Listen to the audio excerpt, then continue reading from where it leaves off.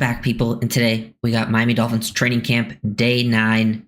Just gonna go through, what we've been typically doing, and then also towards the end, I want to go over my rookie expectations for this season. We'll start with injury stuff because I was getting injury whiplash reading some of the updates today. Thank God it seemed to end on a decent note. So we'll start with Jalen Phillips, because that was kind of the big news of the day. Is Jalen Phillips went down and got checked out by trainers during camp, and then it came out like, oh, he got up, he gave the fans a thumbs up, and then it said, then there was an update like, oh, he's going back to the locker room, he's limping.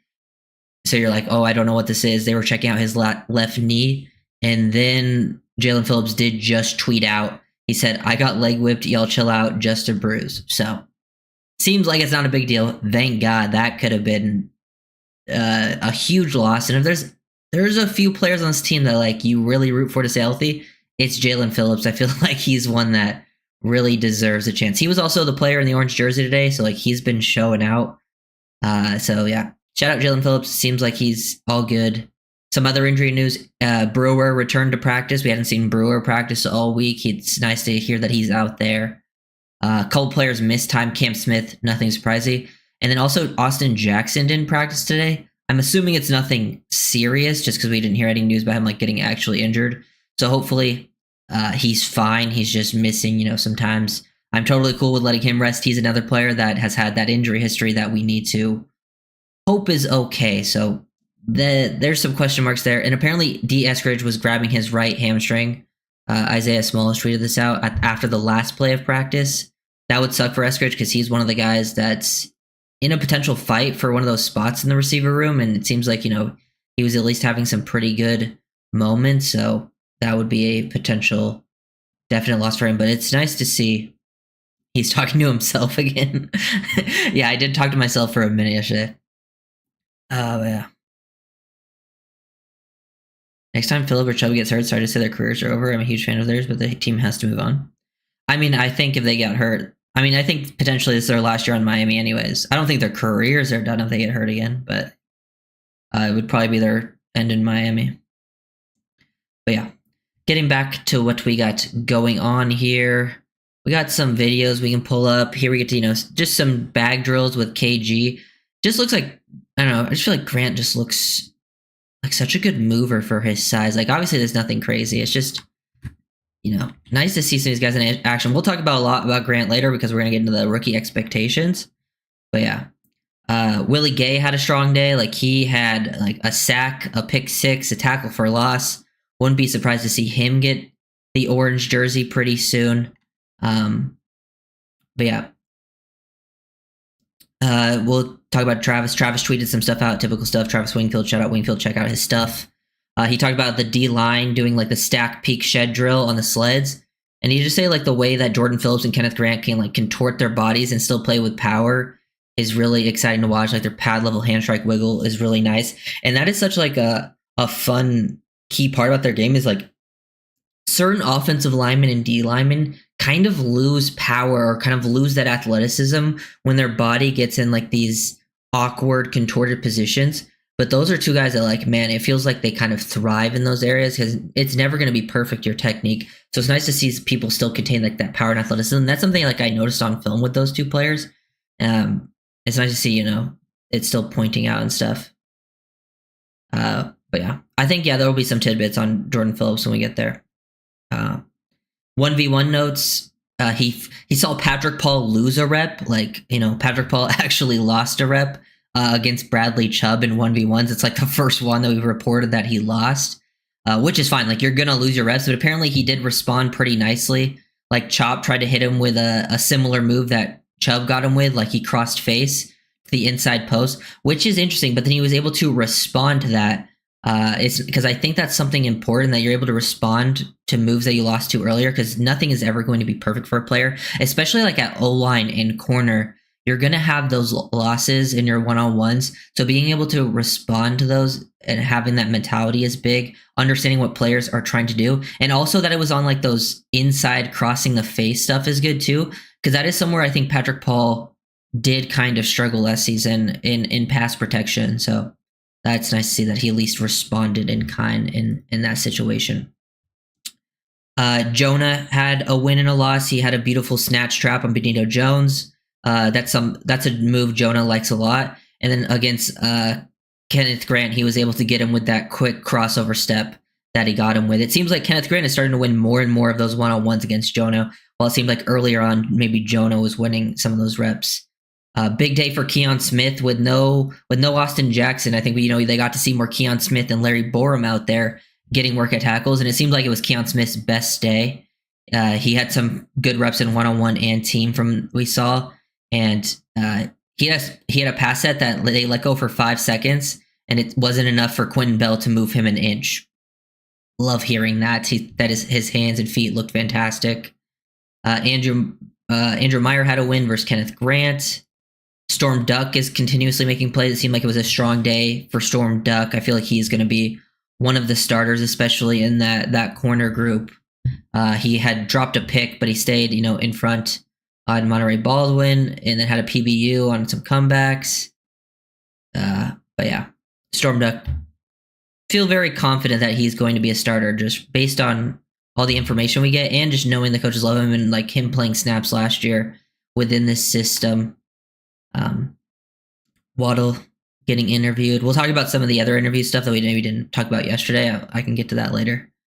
And then Mike Hilton had lost a rep in trail versus AJ Henning, but then bounced back against an undercut a throw to force an incompletion on Malik.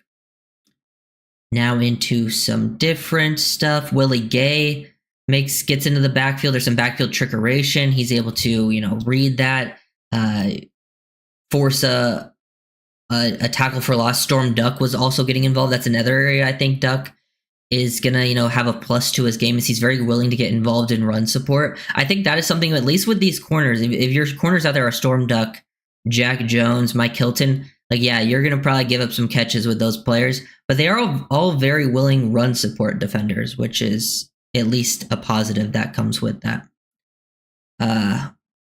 Then Tua drills one to Waddle for 15. Brewer was back out there and gave him a clear shot to throw over the middle. Tua and Waddle continuing that strong connection. Wingfield also said Tua rolling to his right, flips his hip, drives one to Malik Washington. With him on the sideline, 10 yards down the field, right in the chest. Tua starting strong. Then Chop gets a sack on a speed to power versus Ryan Hayes. Pretty, normal stuff there. Nothing surprising. Do you think Jack Jones elevates to a starter role? Duck, Jones, and Hilton in the slot? Yeah, I think that would be the ideal starting group with what you have right now, and I also think that would be fairly likely with the Dolphins. With what I think the Dolphins like as well. We'll see I have some Ewers clip to show off. It seems like Quint Ewers had a bounce back day because I think it was yesterday. It wasn't his strongest practice, but he had a really strong day today. I even have some clips where it looked like he's putting some more velocity on the ball. So we'll get to that in a second, but he hit Tanner Connor for a 40-yard play. I can show that clip later. If he has that velocity back, because if you go back to Ewers in college, he's an interesting one because Ewers was like a big recruit coming out of high school, but had a lot of injury problems and then also just struggled at times at Texas. And I think a lot of those injuries caused him to lose some arm strength and velocity. If he can get that back, I think that's that's something that did cause him to fall. That would be nice to see him potentially return. I want to see it for myself in live action, but it is nice to see at least potential more velocity because he's another one that had injury problems. What's up, Irving? Probably who was talking by himself? Oh, yesterday I had started off my stream by accidentally recording. So you guys wouldn't know that, but I did say it at the start. I was like, dude, why is there saying I'm not live? And then I realized after a minute I had clicked start record instead of start streaming. If Ewers can get better under pressure. Yeah, that's my biggest concern, I think, with Ewers right now is the under pressure stuff. He looks comfortable in camp, but that's with, he knows that no one's going to be able to hit him. So I'm kind of looking at that's why I really want to see the preseason for him because, that will be a very telling story if he can play comfortable under pressure there. Because he did not look comfortable at his final season in Texas under pressure. Benito Jones gets a win against Aaron Brewer. Jalen Wright takes a toss with really good widening block from Larry Borum and a good second level attachment from James Daniels, and a lead block from Alec Ingold was a big gainer for Jalen Wright. 3 wins for the offense brings an explosive ground game. Yeah, that is such an important part, is having like tight ends and fullbacks that can block on the edge, especially in the Dolphins offense, is such a key. That's why like it's more than the O-line. The O-line is very important as well and will play a part in, you know, this run block and stuff, but the tight ends and fullback have to elevate with how the Dolphins run their system. That will be super important. And I do think there will be like that overlap of like them all kind of combining together. Like if one starts to weaken, the other one will weaken. But if one gets better, the others will get better. It seemed like Ingold was feeling it. He clears the way for another big run. Pharaoh Brown sealed the edge, and Keon Smith caught a down block. That's the combos that you want to hear. The fullback with the tackle and the tight end creating some space out there. And it was a big Ollie Gordon run this time. And it seemed like Ollie Gordon, he talked about Ollie Gordon pressing the line and then hitting the angle hard. It seems like Ollie Gordon is feeling more and more comfortable, because there was a couple practices there we didn't hear him mentioned, and now he's getting mentioned at a more consistent level in the past days. So, is Borum guard yet? I think Borum's playing everywhere, but I think with Austin Jackson being out, he was seeing tackle work for sure today.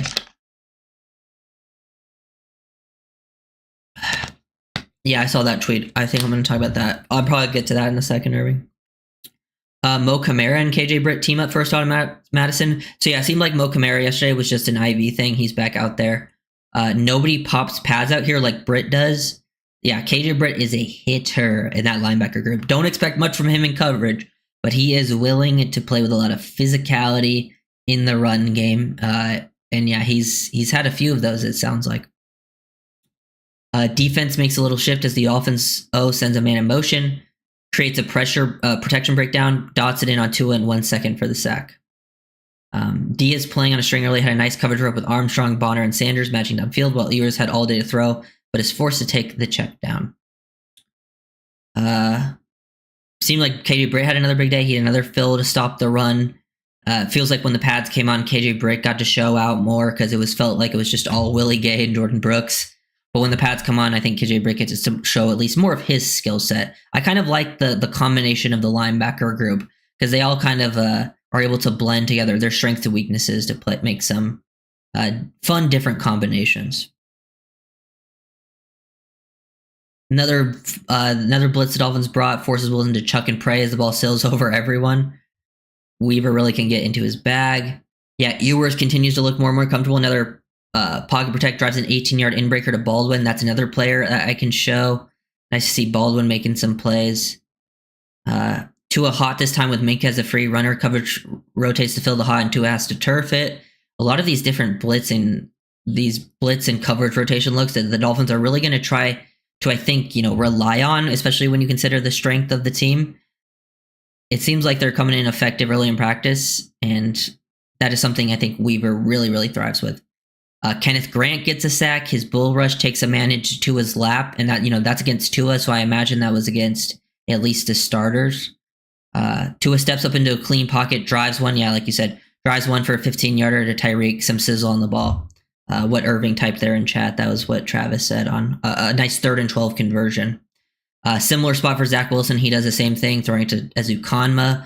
O-line settling in against some of those pressures, able to bounce back. I think that's one of my favorite parts of these practices. It seems like once one of the sides seems to take over a bit, that the offense or the defense then kind of has a nice little bounce back. It's not just like pure domination on one side. Like, it seems like the defense is winning a lot, but the offense is able to bounce back and at least make some plays down the field. And all different groups too, not just like first team, second team, third team. Yeah. Let's see. Where was I? Okay. Yeah, this is the Willie Gay interception. It's funny because the Willie Gay interception was probably the one that was like least impressive, because it was like just a ball that dropped off Tanner Connor's hands. But like all the other plays where Willie Gay like dropped picks were like super impressive plays, but he gets the pick 6 off Tanner Connor dropping the ball. But wouldn't be surprised to see Willie Gay get the orange jersey. He's been, it seems like, thriving out there in pretty much every practice, making multiple big plays. I'm really excited to see Weaver's usage of him, and I think that he's another one that will help the Dolphins. Dolphins have had a problem with like really athletic quarterbacks in the past, like guys that are super mobile. Willie Gay should be someone that helps with that, especially if you're bringing him on some pressure looks, or even if he's dropping a coverage and like the guy escapes. Willie Gay, I think can help really limit some of those big runs. Another blitz forces Zach Wilson to chuck and pray. Oh yeah, on that play, Jordan Phillips came off his rush and sprinted downfield 20 yards after the pass. Never going to get there by the type of action. It's consistent with what we've heard about the way it works in conditions. That stuff, the hustle plays from D tackles like that goes a long way with coaching staffs. And people are going to really, really like to see that from Phillips, especially from like the 20-year-old that they drafted in the 5th round. Love having that work ethic. Looks like they're going into hurry up, like the different hurry up settings. It seems like Tua engineered a scoring drive, according to Travis. 1:15 was on the clock, and he engineered a scoring drive for Jason Sanders to kick a field goal. He had 3 completions, 1 to Connor for that chewed up 30 yards, and then he had 2 to Achane and 1 to Waddle. So picking up some plays there. Wilson's turn for 2 minutes, and the DA's fence had 2 sacks, forces Zach to turf a 3rd one. Jordan Colbert had one of the picks, or one of the sacks, so it seems like they're bringing different pressure looks. Didn't like hearing this. So Dolphins throw a screen. I saw the Dolphins. There was a video of the Dolphins throwing a screen yesterday, and fans were like already like, well, horrible play calling again. It's like they see one video, one clip of them throwing a screen, and the play calling is like awful. I'm like, guys, we gotta relax. That doesn't mean they're gonna throw a bunch of screens again. But they do throw a screen here, and Patrick Paul escorts Jalen Waddle up the sideline for a 35-yard touchdown. He knocked the corner down 20 yards down the field, and Jonah had some blocks out in front as well. Love hearing the blocking from Paul and Jonah out in space. I actually have some clips that I wanted to look at of like Jonah blocking out in space in college. I don't think I ever broke down. So we're going to be looking at those too. And because Jonah's another one that definitely is a quality space player. While like a lot of these guys like are very big, they're also quite athletic and pretty good in space. And this is also a nice thing for Paul because Paul has the athleticism to make plays in space. But if he's putting down corners out in space like that, that's huge because angles was a big problem for him last year. He would miss a lot of blocks in space. He had the athleticism to get there, but he would either, miss it. So nice to see.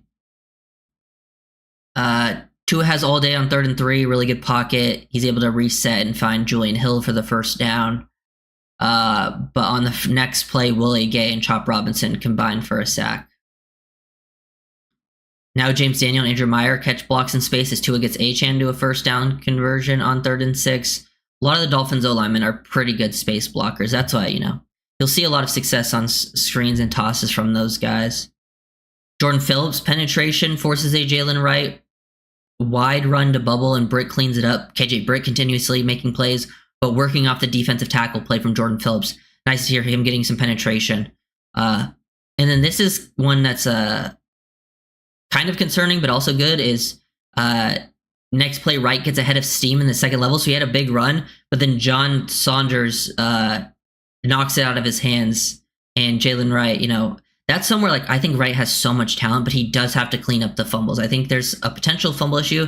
Like you could be the most talented player in the world, but if you do start having fumble problems, that is something to take note of. Now with John Saunders Jr., he's a ball hawk. Like, and he's a ball hawk, and not just like when he was in college, you get a lot of picks. He's a peanut puncher, like the Peanut Tillman punch. He has that in his bag.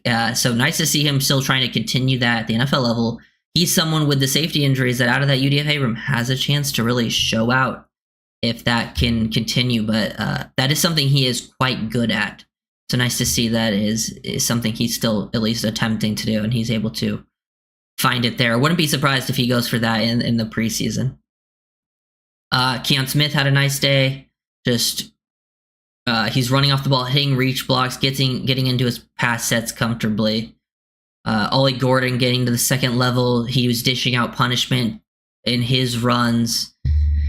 Ewers makes another shortstop style throw, drops the slot and whips it to Theo Weiss for a chunk coming across the field. And then he hit a shot play between 2 defenders to Monterey Baldwin, who put a wicked move on the safety for a touchdown. So Ewers seemed like the UDFA receivers getting some work with Ewers and having big plays today.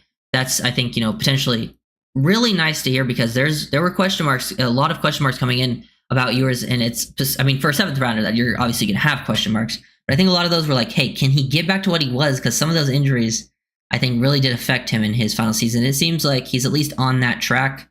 Really a guy, though, that I have to see for myself, especially in live action preseason stuff.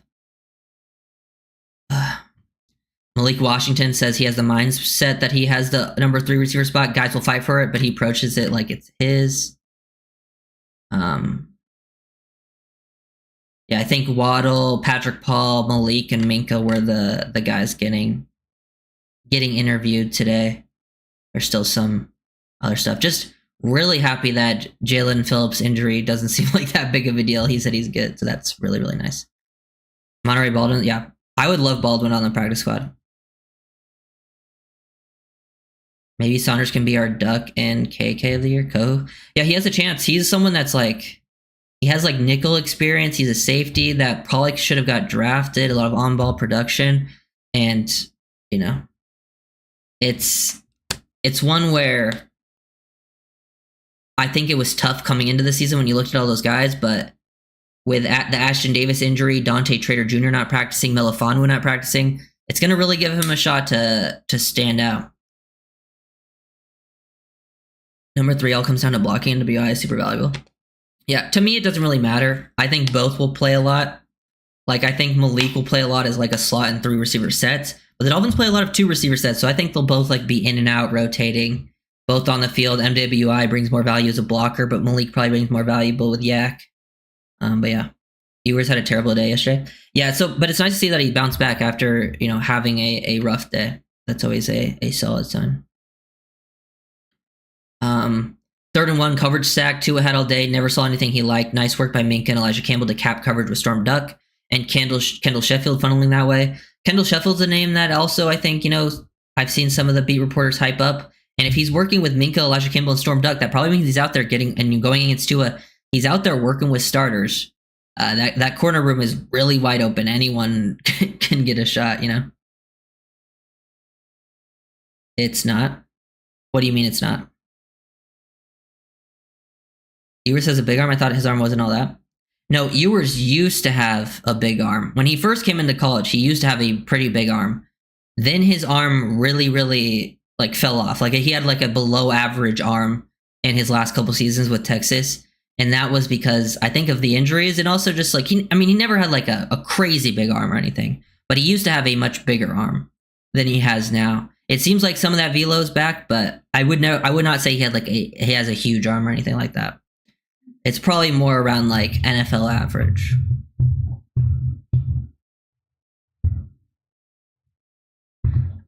Then where else we at? Willie Gay gets another PBU. Pretty typical for him. First Alexander Madison mention of the day. He had another explosive run working off of Pharaoh Brown and Ryan Hayes. So yeah, it seemed like Madison was able to at least continue for a big play after, because he'd been mentioned in most of the other days. Jalen Phillips got hurt.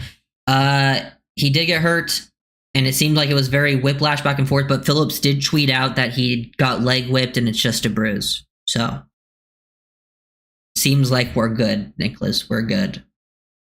I think that's all the updates. Yeah, we can get into some of the clips. These are some of the clips posted today. I think this was King of Finland on Twitter. Here we get to see Ewers rolling out. Don't get to see him actually throw it, but throwing across his body, reset, hit Tanner Connor down the field. Tanner Connor hits a big play. Seems like Connor's, kind of continuing some big plays, but nothing. Not gonna put too much stock in that. Actually, was that Tanner Connor? I think that was. But I think this is the one to Baldwin. Here's another one where you get to see Ewers clearly has a comfortability in this scheme because this is what he ran in college. Hit over the middle. That's a pretty good velo throw. The one, I think that's the Baldwin one that was mentioned. Hit your back foot, let the ball release with timing. I think this is where he can at least play at a decent level pretty quickly. And, this is such a staple in the Dolphins offense.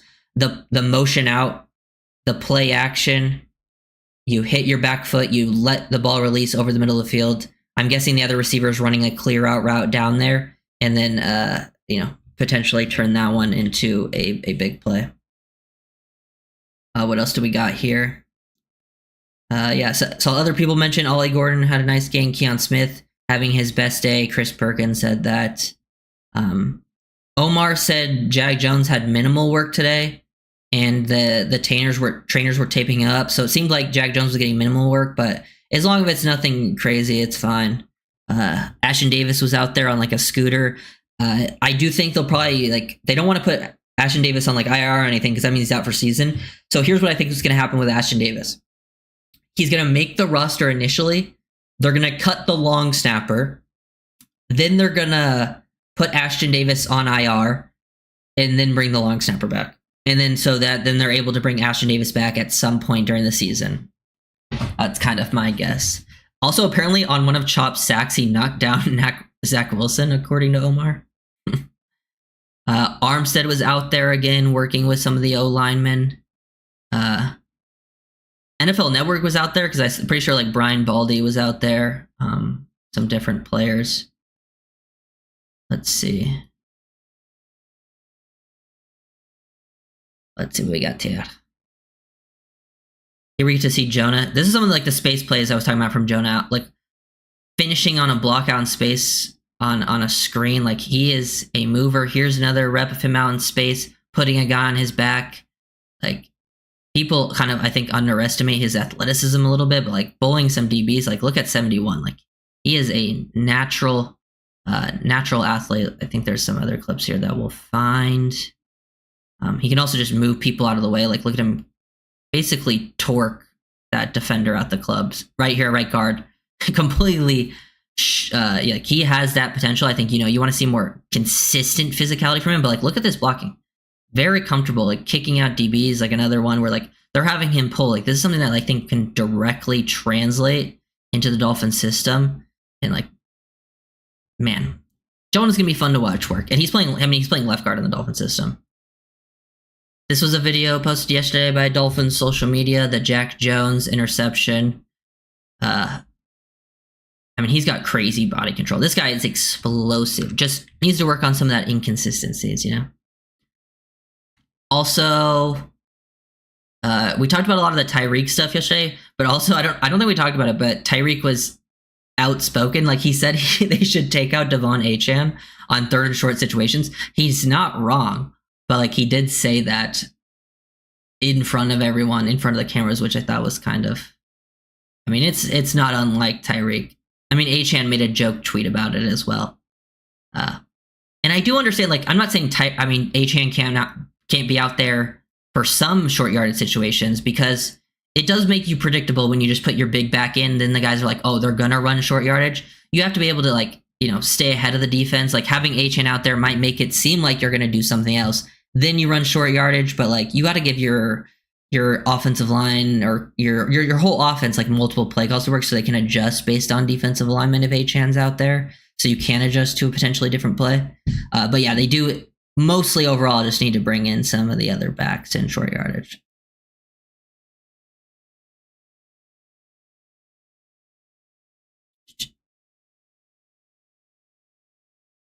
Is he Reggie McKenzie's son? And Reggie McKenzie used to be here, but I don't know. But yeah, he is a camp body. Yeah, for sure. Jonah should be backup right tackle. I wouldn't be surprised if it ends up happening depending on how the rest of it works. But I don't know if I want to do that to the rookie. You think Tua could call some of this, like even run no huddle? I would like to see that, Daniel. It's just not like we've done it before. Like in those 2-minute drills, we are having, Tua kind of running plays at a quick level like that. And I think it's something he's comfortable with that they've done in the past. But just the Shanahan teams don't really give their QBs much freedom at the line. That's just kind of how it's always worked. I think it's just with how complicated the offense is and how long some of the play calls are. I would like to see them do more of it. It's never going to be like the mainstay of the offense, but I would like to see it a little bit more.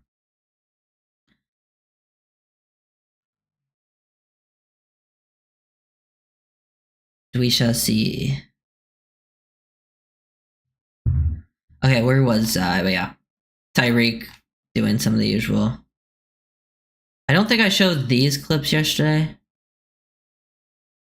Here's this was like the good play by Waddle. I see Waddle making some contested catches. I mean, pretty good ball from Tua. I think this is on BJ Adams, it looks like, because BJ Adams is wearing the red jersey, corner. Makes the catch over him. I mean, it was pretty good coverage from him, but Waddle finishes there for the nice play. The Dolphins posted that yesterday. And then what is this one? Oh, yeah. Then we got Zach. Then Zach making the throw. Looks like these are some one-on-one drills. Zach finishing to Malik Washington. Because, to be honest, I don't even think I saw that any beat reporters mentioned this play yesterday. This is why I'm like, sometimes plays will just get missed because they're not catching everything, but Malik makes like a full extension. Malik, for a smaller receiver, actually makes a lot of tough catches. I remember his like drop percentage was very low in college. Like, he doesn't drop the ball very much. And then shout out StatSheet84 on Twitter. He had some of these clips from yesterday posted. Here's Storm Duck versus Tyreek deep. Just not able to finish. Very interesting play, actually. Let me go back and look at this. Tough to see because we don't see the start of the play. But based on how... I'm pretty sure this is an RPO. So this is weird because so Tyreek's running the rail. This is the seam, and then the flat kind of looks like it gets stuck up here, but he kind of has to chuck it down the field. It looks like Pharaoh Brown is supposed to be the option, like right there, but he's for some reason in the backfield, so he kind of just has to force chuck it deep. Almost actually finishes the play. Because I was looking at the route, I'm like, why is Tyreek not sprinting? Because he kind of slowed down, but I'm like, oh, that's not that. He's not supposed to typically run that far down the field on that actual play. The Dolphins run that a lot. This is a play I really wanted to show. So this is the play from yesterday where Paul beat Chop. So one thing that's interesting is Chop is lined up at right defensive end. He can play there, but I don't think that's his most comfortable spot. I think he's better at left. But he has to, go against Paul. He has to go on this side. They get a one-on-one. Interesting battle. Paul definitely wins, obviously. But I think something I want to take note of is one, Paul looks super comfortable. I think his bend, his overall technique looks better. Gets on Chop pretty quickly. And look at him reset that hand. You see that right hand right there? Right there. It resets underneath. Being able to reset and refit your hand into a better position is very important for O-line. And then also right here. Look how he's like leaned up over the top. This is a big thing for Paul. You don't want to be in this position where Paul is, like leaned over. He's already won the rep at this point. He's held onto it long enough. He's sustaining. But when you are in this position and you're able to still stay in good like balance, not be out of control, that's huge for Paul. It's because he's a big, tall offensive lineman. So when you do get leaned over the top, it's very nice to still see him be under control in those spots. Very, very impressed. Also for Chop to actually, like, obviously it doesn't matter, but the strength that he shows at the end there to move ball from that spot is actually pretty crazy. But yeah, nice work there on those plays. That Chop Paul rep is very interesting. It seems like they're having a lot of battles, kind of each practice. Let me see if there's anything else that's come up. I haven't seen any other quotes yet. No, nothing there. Just nice to see that, hopefully, avoiding some major injuries, which is kind of a key for Miami this season. Minka talking about some blitz packages. I'll have to watch that clip later that they're running because I know Minka had like a pressure onto it today that we talked about. It's a situational and practice plays are set and the QBs are mostly told to target either to test the receiver or to test the QB. That's why you see forced throws. I mean, yeah, there's definitely like, I'm never too worried about interceptions and stuff in practices. That's why I don't care like if Tua is throwing picks or not throwing picks. Like in practices, like there's so many situational stuff that they do. I wouldn't say it's always like that though, where like you're forced to throw it to specific windows. Like I still think he's making like his reads and trying to get to the guys that he usually goes to, like a game. But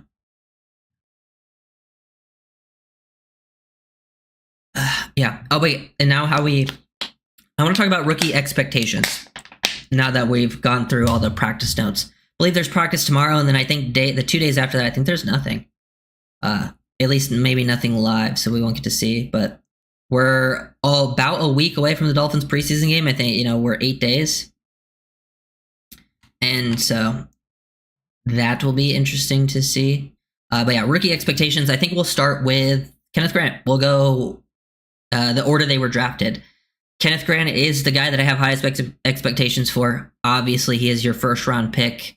I think he's going to be a starter and play right away next to Zach Sealer in that room. Like, he's going to be your number 2 guy. I mean, he's going to play a lot of snaps, like probably over 600 snaps throughout the season. And I think similarly to Chop, you'll see like an elevation from him. I don't think he'll have a Chop type ascent though, because Chop went from like 0 to 100. He was struggling a lot and then like went to playing at like a super high level. I think Grant's floor is a little bit higher. I don't think he'll struggle right away, but you'll see inconsistent play. Like, you'll see some flashes and then you'll see some like, rookie mistakes. And then I think you'll see like a slower ascent where like maybe he doesn't reach the peak of what Chop had in year 1, but I think you'll see like a slow ascent of like quality play. I think Kenneth Grant is going to be pretty good for you throughout the whole season, but have maybe a slightly slow start. But after what we've seen in like camp and those reports, it seems like he's coming along pretty nicely, faster than Chop did. Chop just had like that crazy crazy turnaround. Chop's turnaround was actually wild because he was really struggling and then turned it on like it was nothing. But yeah, I have pretty good expectations for Kenneth. I think he'll be quite good in year 1 and potentially, maybe after 2-3 years, like a Pro Bowl level player. That's kind of like, I think he's got a crazy high ceiling. Like, it's hard to find guys that are that athletic at that size and like still good football players. Like, because sometimes those guys are not, making plays, but Grant also has a feel for the game. He can take over with that stuff. And he also seems like he's someone that wants it. Like, every time we've heard people talk about it, like, he's attached to Zach Sealer at the hip, at the hip, and pretty much all the notes about pretty much everyone they drafted was like, hey, these guys love football and are fighting for spots. Couldn't it also be good if Tua throws picks? I mean, it just depends on situations. Like, I'm not mad if he threw a couple picks or didn't throw picks either way. It's hard to say if I'm not there either. Like, if I'm just seeing some, like, you don't always have the full picture. Let me see, you guys. Who would you predict the starting CB? My guess is Storm Doug, Jack Jones on the outside, and Hilton on the inside. Any word on Pat McMorris? Haven't heard much, but that's a player I'm actually not. I'm waiting for preseason for McMorris because last year in training camp we didn't hear a single thing about him, and then he stood out a lot in preseason. So for me, I'm waiting for preseason for Pat. I think a lot of these players, because like I saw I think it might have been Omar talk about Mike Hilton today being behind like so many corners, like all these corners are outperforming him. But I'm like he's even put like Cornell Armstrong is a better corner than Mike Hilton. I'm like, Mike Hilton is a game player, like a small slot corner that only plays slot, having some struggles in coverage, maybe, man-to-man one-on-one drills is not that surprising. He's a guy that really excels versus screens in the run game. Like, he's a dog.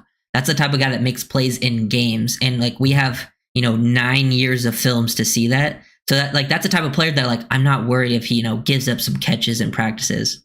Like, I already know what to expect from Mike Hilton in games. And I don't think you're going to see like a huge fall off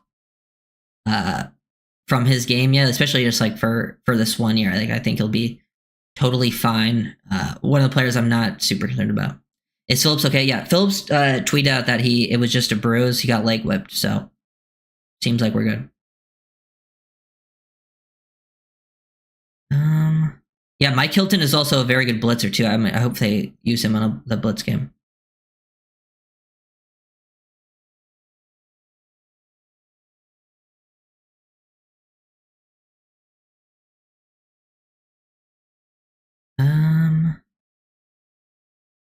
Let's see. Yeah, we'll definitely see. The Dolphins are going to be like a super heavy blitz team in terms of bringing like more than 4.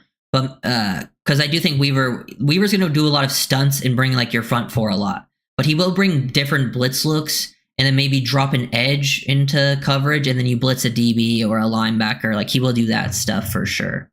He didn't have a crazy high blitz percentage, but when he blitz, he makes it count. I do like his blitz packages. Any surprise cuts? I don't know. I haven't really surprise cuts. Let me look at the depth chart real quick. I'm just trying to think who would be considered a surprise, you know? And who would the Dolphins actually be willing to cut, and who would they actually cut? Because I don't like would I want to cut Liam Eichenberg? Sure, but I don't think they can, because I think it's the money, unless they're willing to give up the guaranteed. Who would be surprised? Surprise.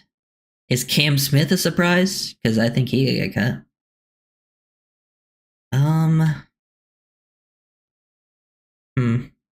Yeah, I don't know who would be a surprise cut. Julian Hill? I don't think the Dolphins would cut Julian Hill. But it's not impossible, but I just think they love him. Okay. Yeah, back to the rookie expectations.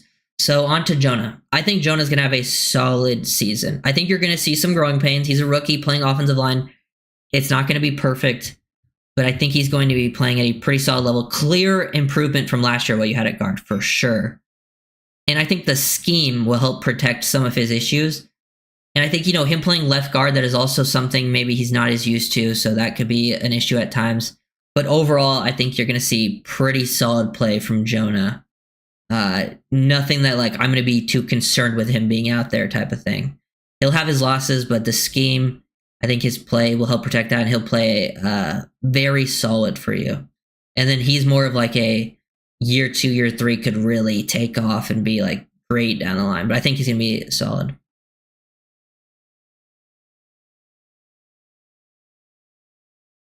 And then we got Jordan Phillips. Jordan Phillips, one of my favorite picks. I think right away he'll be your 4th D tackle. I think, Sealer, Grant, and Benito Jones will be ahead of him in the rotation. But I would not be surprised if he overtakes Benito Jones at any point, because I think he's super talented. He is 20 years old, so maybe, he's not going to be sometimes those guys can take a little bit to develop. He's a little raw in certain areas, but man, he is so explosive and powerful. I think he can hold up to NFL level power right away at for a 5th, I think for a 5th round rookie, he's gonna, be quality rotational. That's kind of what I think. Phillips is one of my favorite picks. Then we get to Jason Marshall Jr. I don't know what to think with Jason Marshall Jr. The court, he'll probably play at some point, and you're going to see lots of ups and downs if he plays. That's just kind of how it's going to go. He'll have the flashes, but then he'll get beat. That's in the corner room. So many injuries. I think he makes the roster, but it's going to be a lot of up and down stuff from him. That's just. I'm sure the scheme will maybe be able to help him out, but I wouldn't say I have the highest expectations for him in year 1. But there will be I think pretty solid flashes. He's very physically talented. Dante Trader Jr. don't know. He hasn't practiced at all. Really want to see him in preseason. I'm a fan of the Trader pick. I like his play style. I like how he plays the game. I wouldn't be surprised if he ends up being kind of a red shirt freshman type situation where maybe he just plays special teams year 1, or even it wouldn't even maybe he ends up on some injury list where they just try to stash him for a year or something. But I don't know. I wouldn't. Maybe he could play in 3 safety sets as some injuries happen, but I would think more of a special teams year 1 for Trader, which is fine for a 5th round pick. That's fairly normal. Then we get to who's next? Is next Ollie Gordon? Yeah, Ollie Gordon. Gonna be your RB 3/4 for most of the year. I don't expect him to see too much playing time unless you had a couple injuries in front of him. But I could see him getting some touches. I think he'll get some touches, not a lot, and he'll probably make them count. He'll have some decent play, but more so of what Jeff Wilson was when he got touches, make an impact every few games on a couple carries type thing. Maybe convert some short yardage stuff.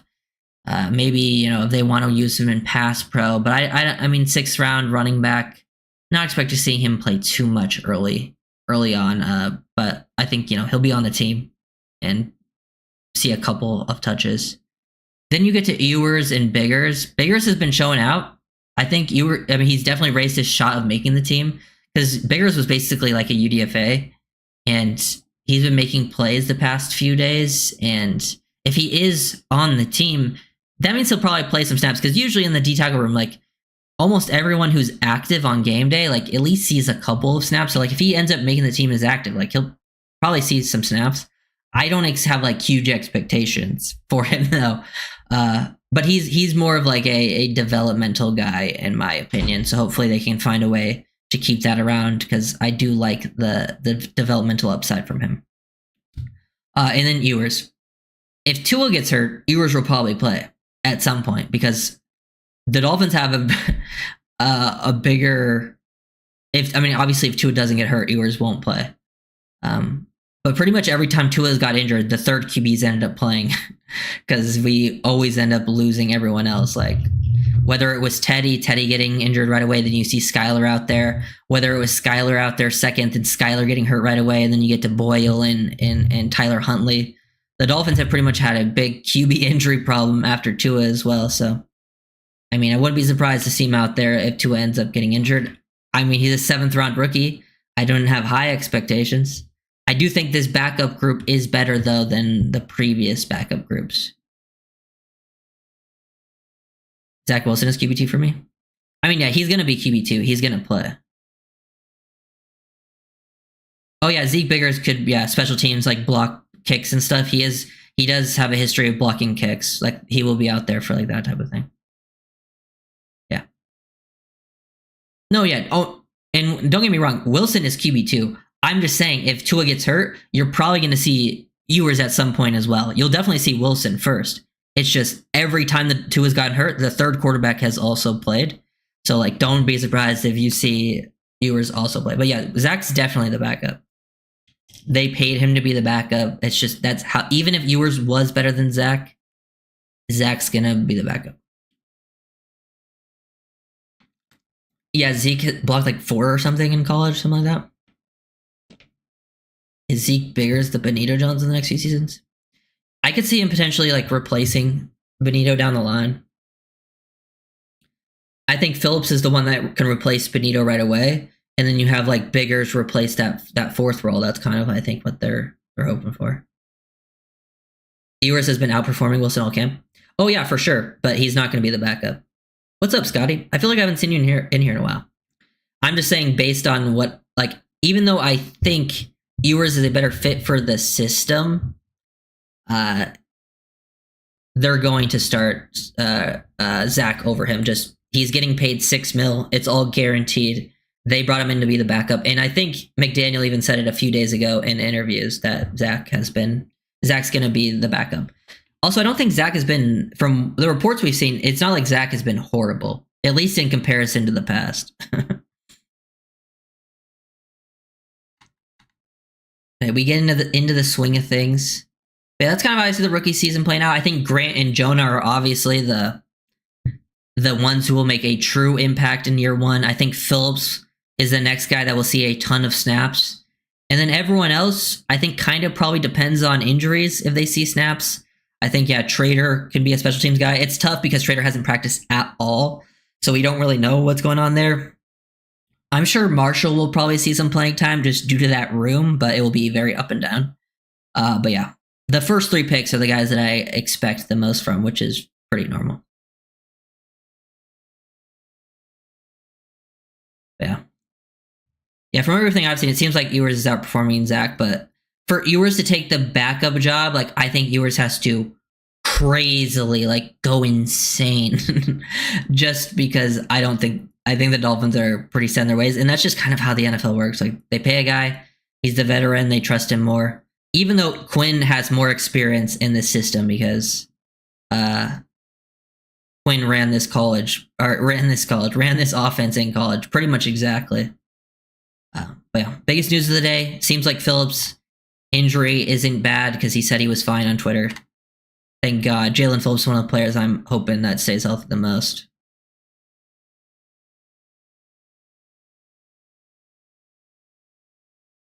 But yeah. Also, I think sometimes you are going against different levels of teams, which can make a difference. Quinn Ewers is going against third team, Zach going against second team, so maybe facing better talent that could potentially change things. I am more so waiting to see it with my own eyes in preseason live action, because I've talked about it with Ewers. My biggest concern with Quinn is his ability under pressure, and at practice, you're not really worried about getting hit. So hopefully he's feeling good, feeling comfortable. I think the signs are pointing in the right direction, but you can only, take so much from training camp, because sometimes things are misleading. Sometimes they can tell. Oh yeah, leave a like. We always forget to say, leave a like, leave a like.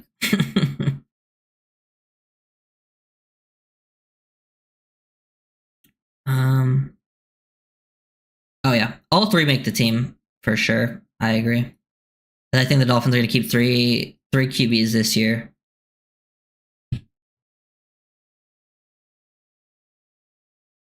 Yeah. Oh yeah, I would be surprised if they cut yours, because he would most likely get claimed.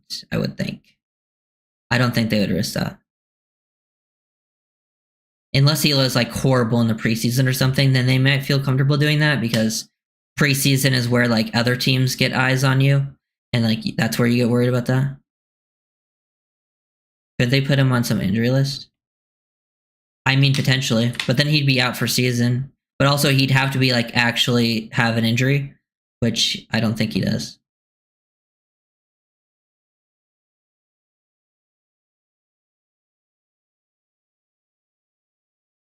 Yeah, the 53 is a little weird right now.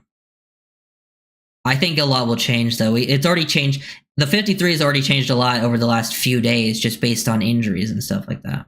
Like Ashton Davis is going to make the first 53, but then he's quickly going to get put onto IR or whatever so he can return. But then they'll bring back, they're going to cut the long snapper again. They're going to do what they did last year, where they cut the long snapper so they can put someone on the 53 that they're going to put on IR. They did it last year with McMorris, and then brought back Ferguson. This year they'll do that with, what's the long snapper's name again? Like Cordona or something? I don't know.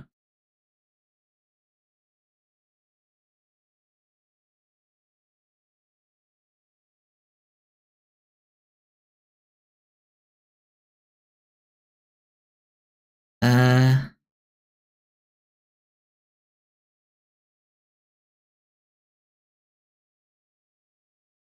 yeah. Either way, like it's like if Tua got hurt, yeah, the backup situation's better. But either way, it's like the season would. If it was like actually like out and we had to play Zach or Quinn, the season's over. Like if he had to be like out long term. That's why I'm still not that concerned with the backup QB situation.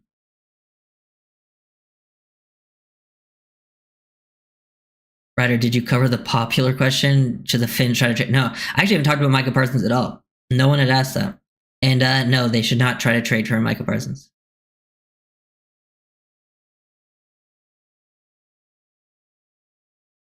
We have to check and see if you're a real Dolphins fan. Brian Hartline, no Jarvis Landry. Is it crazy to say I like Brian Hartline more than Jarvis Landry? My bad. I just got a comment like that on my other video. Hey, I just thought Jarvis was a little overrated, okay?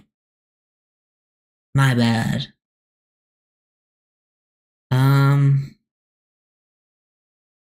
If Tua is out for a game, yeah. If it's like if it's minimal time, then I think the QBs can fill in at a more admirable rate than in the past. But if it's long term, it doesn't matter who your backups are. Anyways, like the season's over. And then at that point, if he's out long term, I guess I would rather just see Quinn, because it's like, see what you got there. I'm feeling pretty good. The thing with the Micah thing is that's the same mistake we've made in the past. So I don't really understand how so many people. I've seen Dolphins fans say they want. It's like, but it's the same mistake we made in the past, trading away a bunch of picks. Like, and he's very good. Don't get me wrong; he's one of the best non-quarterbacks in the league. But there's so many reasons not to trade for him. Like he'd be probably the highest non-paid quarterback in the league, which you would have to give him that contract. you'd have to give up like multiple first round picks, which the Dolphins need their first round picks. That's how they need to build for the future. It would ruin the future. Then he also, I don't think, is a great. Like the Dolphins are trying to build their culture, change their culture. I don't think Micah is the best fit for that either. You need to see 17 games out of 2 or drafting QB in the first next year. Yep, that's definitely likely. Also, just depends on who your coach is. But yeah, I think. Yeah, it seemed like Eskridge. They said he was. Yeah, he had a hamstring injury on the last play. That would suck for Eskridge because Eskridge is one of the guys fighting for a spot in that room. But yeah. Oh yeah. We do have Chop as well. I saw someone even propose you would have to trade Chop for him, and I'm like, why would we do that? Why not just keep the younger guy that is already playing a super high level, and we don't have to give away multiple firsts and Chop? Like, the real question is, will Waddle end his career as a Brown? I hope not. Waddle, if there's one player on Miami right now that I hope is a Dolphin his whole career, it's probably Waddle.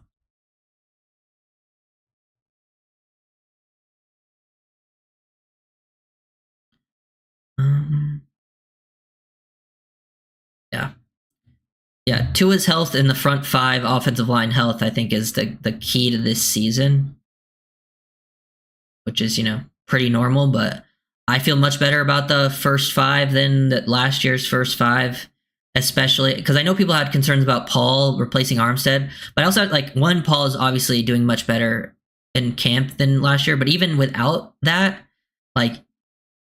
Armstead was missing a lot of time, and I think that's an underrated factor of having guys out there that can build chemistry together is also very important.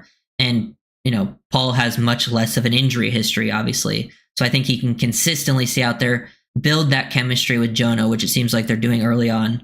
And I expect them all to have. I think the starting 5, if they stay healthy, I think all of them would have pretty good seasons. I already know what to expect out of Brewer in the system. I think, I talked about Jonah earlier. Daniels, it depends on his health, how healthy he is from the Achilles, but he's a good player. Jackson will make his impact in the running game. And I think Paul is going to be probably better than people think. Maybe not now because of the practices, but because I was saying that before the good practices, he would do better than people expected. But maybe now it will play that level. I think he's going to have a pretty solid season.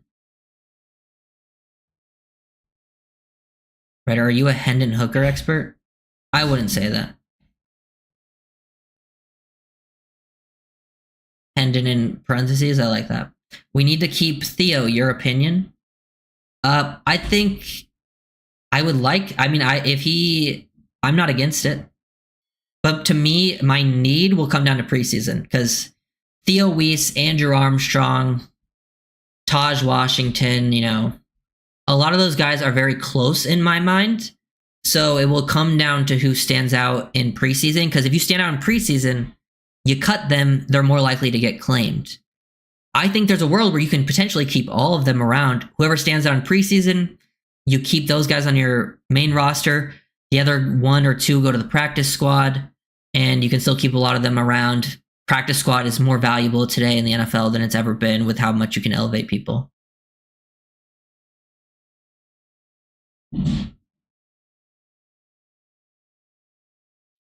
So, 7 and yeah, for sure. Yeah, and that's the biggest difference in O-line is, obviously losing Armstead, you're going to have a fall off. Even if Patrick Paul plays at a much higher level, there's going to be still a little bit of a fall off there. But I think it's more even than people think because of the injuries with Armstead. So, I don't think it's that big of a difference than maybe people think. And then the guard situation, way better this year. And I think the guards being better will make the tackles feel more comfortable next to them. And then the tackles feeling more comfortable will then lead out to the tight ends being more consistent. That's big. Yeah. But also, I'm waiting to see these guys myself.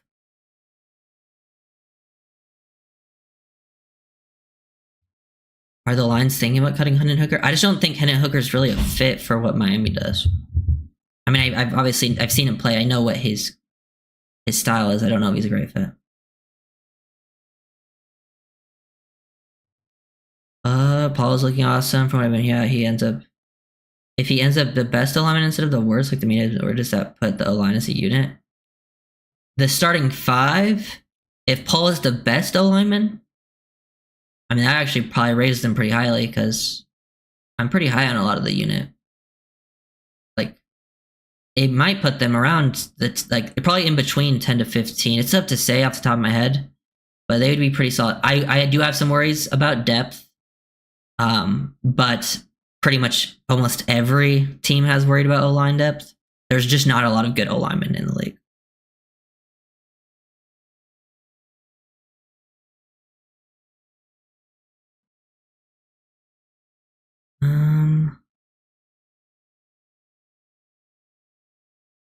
I mean, yeah, Armstead's out there though, so he is helping coach these guys up. Shout out Armstead. He's still out there with the team. He's been out there the last 2 days. Lots of respect for Teron, you know, a guy that clearly had a lot of injuries, but he went out there and fought.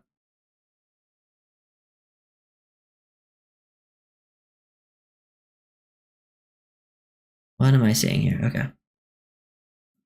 Yeah, I think any final questions?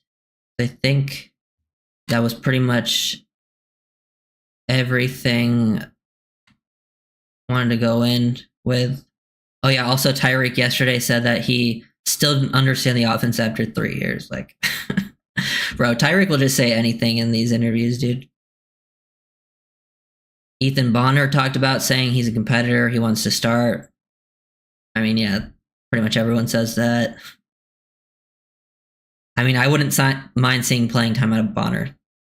I think that whole corner room is like, for me, the corner room is like, dude, just let the young guys play, because even if you sign someone, guess what? You're still going to have the worst corner room. But if one of the young guys steps up, it could elevate you to the second worst corner room, or one of the worst, like, you know, not the worst if one of the young guys plays above expectations. Because at least those are some unknowns. Some of the veterans you sign, those are known. We know what they are, and it's not going to move the needle a ton, at least at this point. Yeah, that hamstring injury definitely hurts Eskridge, Dundee. And like, I do like Eskridge. I think he's not a bad player. And like, he looks to be a system fit, and like, he's been having some pretty good practices. He can do special teams. And I liked him a lot coming out of college. But like, that was years ago, and like, maybe just roll with some of the younger guys, because I do also like I like Taj a lot. You know, I like the 2 UDFAs, bigger receivers this year. Yeah, I think Baldwin can make the practice squad. I think it would be like, he would have to go crazy in preseason for him to actually make the team. I don't think that's going to happen, but I do like him as a practice squad candidate. Could Bonner play safety? Probably. I mean, that's what they've done to most white corners throughout their throughout their careers. They've gone to safety, and I've seen him actually play some safety snaps. In college when he was at Stanford, and he doesn't look, and like, I think he has a skill set for it. He can probably play. I think he probably played most DB spots, but he can also play corner. Mark Perry, yeah, Perry ain't around.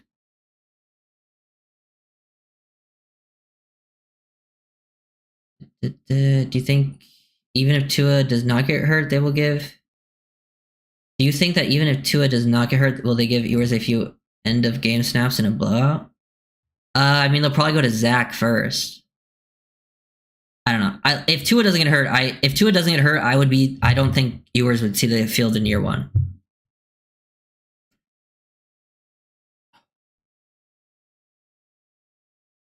Do I have a Facebook page? No. I've never had a Facebook page.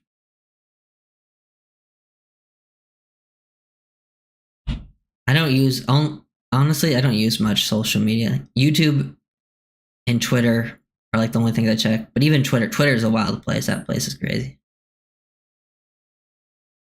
I only use Twitter to get my football news, honestly.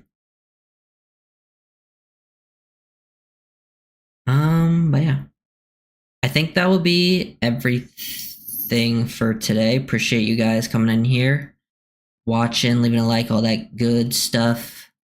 Really excited for preseason. This is where I can really watch people and truly get a better feel for stuff. And even then, preseason, you have to take some things with a grain of salt, but I feel like you can really learn things, and you can at least learn how the team will view certain people based on like how they rotate in and out, and then just how they play, like who they should keep. Because like last year, there's players who performed well and they end up cutting, and like they ended up making some impact plays elsewhere.